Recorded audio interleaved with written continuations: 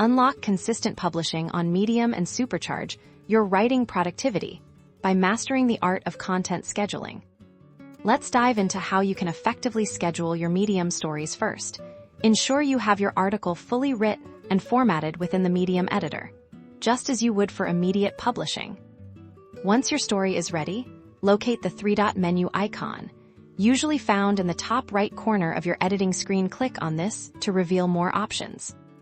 From the drop-down menu that appears, you'll see an option labeled Schedule. Select this to proceed with setting your publication time. This will bring up a dedicated scheduling interface here. You'll be able to choose the exact date and time you want your story to go live. Click on the calendar icon to bring up a visual calendar. Navigate to the desired date for your publication and select it next. Click on the time input field to enter your preferred publishing hour and minutes. After you've selected your date and time, confirm your choice by clicking the Schedule button at the bottom of this interface. It's that simple. Your story is now officially scheduled. Medium will automatically publish it at the time you designated, allowing you to plan your content calendar in advance.